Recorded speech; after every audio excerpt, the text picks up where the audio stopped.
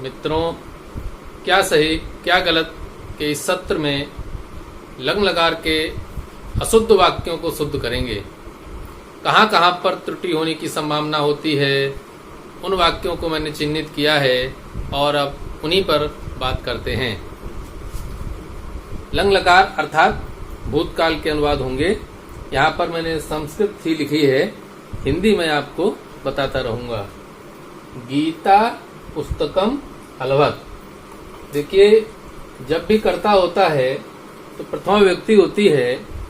वहां पर आप जब अर्थ निकालेंगे तो या तो जैसे यहाँ पर गीता या गीता ने, ऐसे ही नीचे सा का मतलब क्या होता है? वह, स्त्रीलिंग में वह, अथवा अर्थ क्या निकलेगा?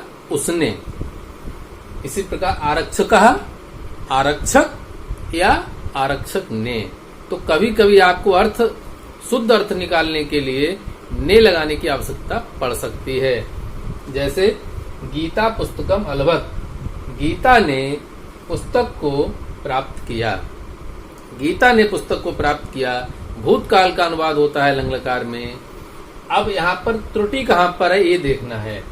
गीता शुद्ध है क्योंकि गीता में विसर्ग नहीं होगा।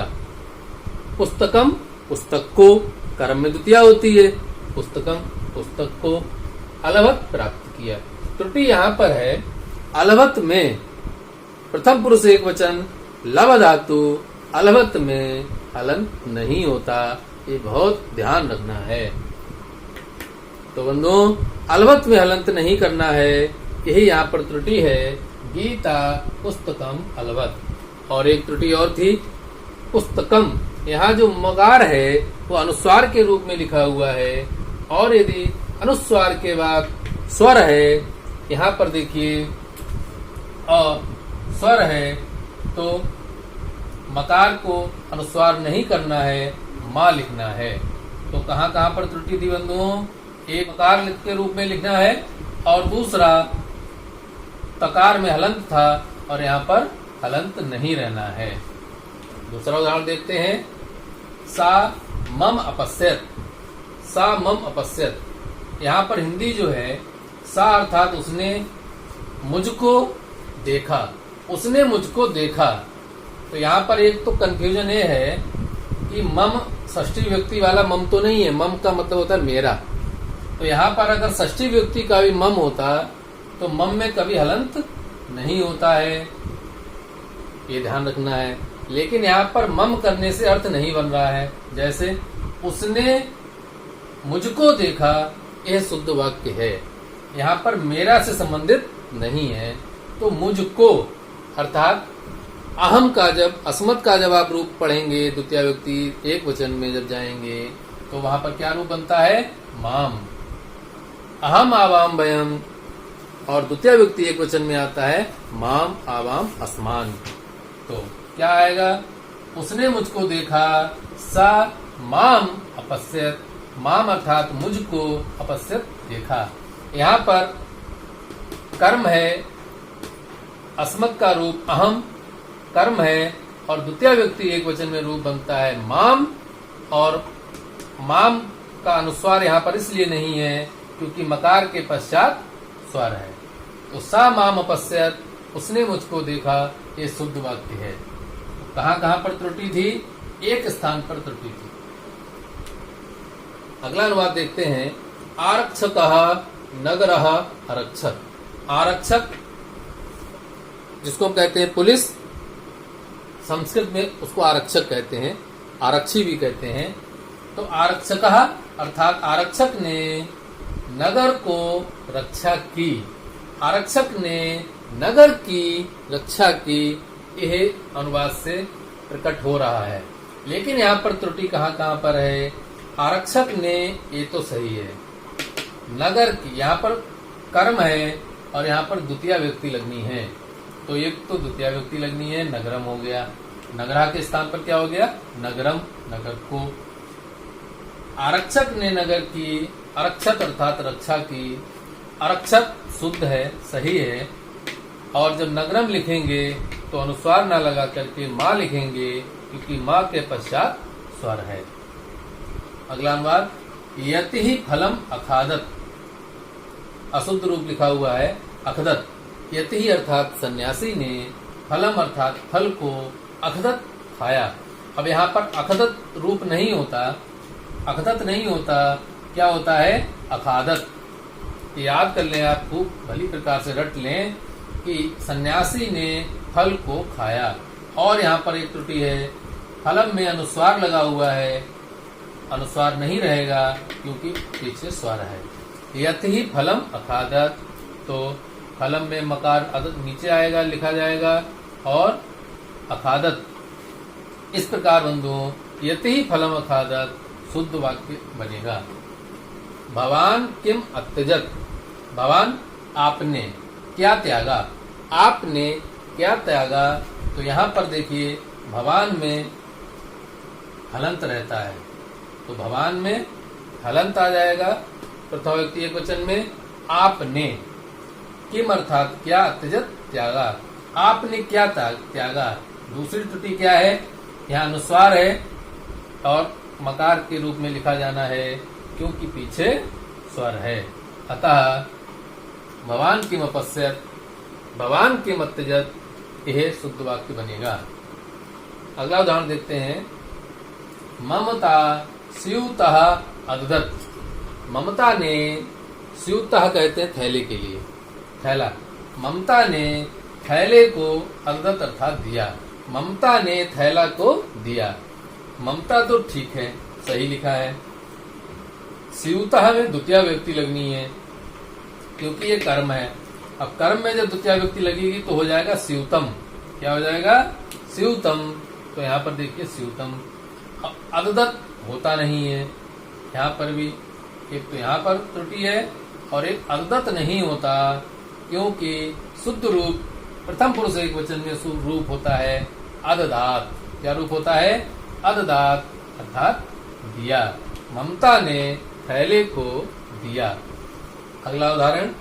शिक्षकः उत्तरम अशृणत, देखिए प्रथम व्यक्ति एक वचन शिक्षकः शुद्ध है, उत्तरम ये भी शुद्ध है, एक ही त्रुटि है, अनुस्वार बना हुआ है और मकार लिखना है। और क्रिया में त्रुटि है, अशृणत रूप नहीं होता, रूप होता है अशृणोत। ये बहुत इंपॉर्टेंट है, इसमें गलती होने की संभावना है। शिक्षकः उत्तरम अशृणोत, शिक्षक ने उत्तर को सुना। उत्तरम में अनुस्वार ना होकर के मकार लिखा जाएगा। अगला उदाहरण।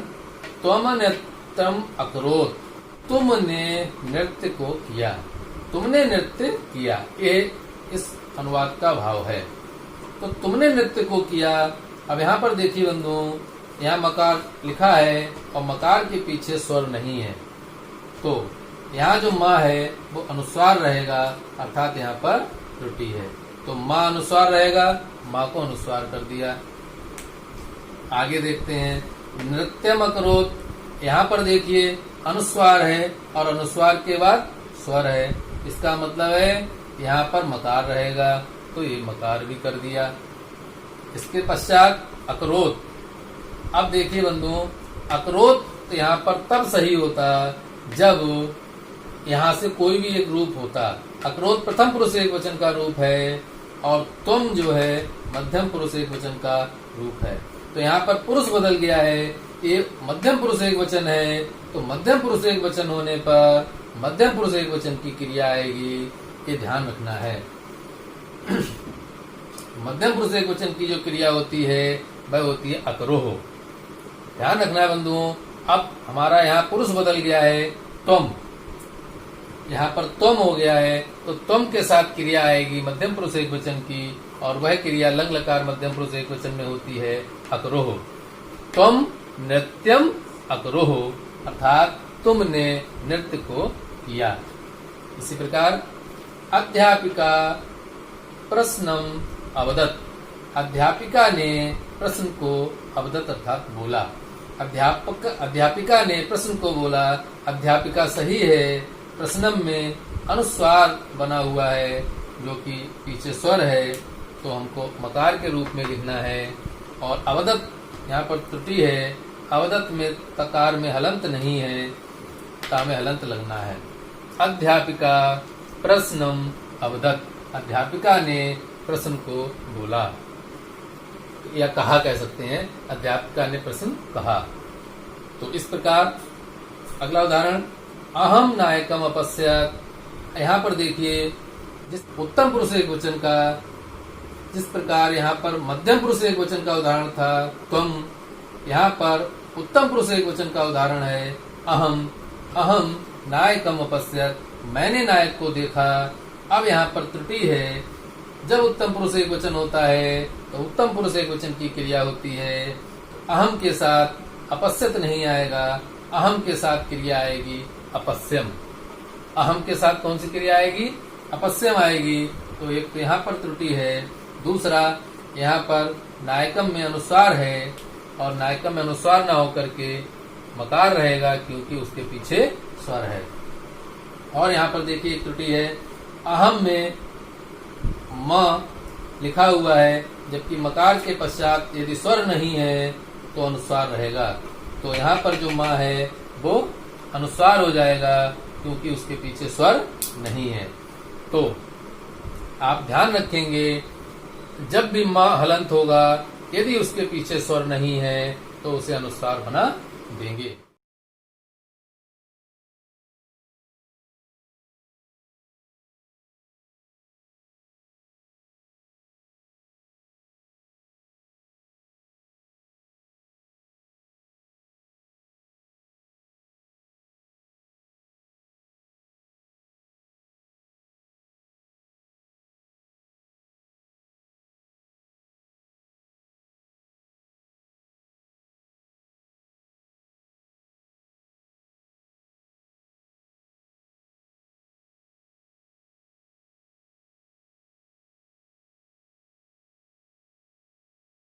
तो बंधुओं, क्या सही क्या गलत के इस सत्र में आपने लंग लकार भूतकाल के ऐसे वाक्यों को देखा जहां पर त्रुटि की संभावना थी। मैंने आपके लिए कुछ अभ्यास दिए हैं, उन वाक्यों का अभ्यास कर लीजिए और उनका बाद में मिलान भी कर लीजिए। मैंने हल भी दिया है, इसके पश्चात भी यदि कोई समस्या है तो आप मुझे बताइए।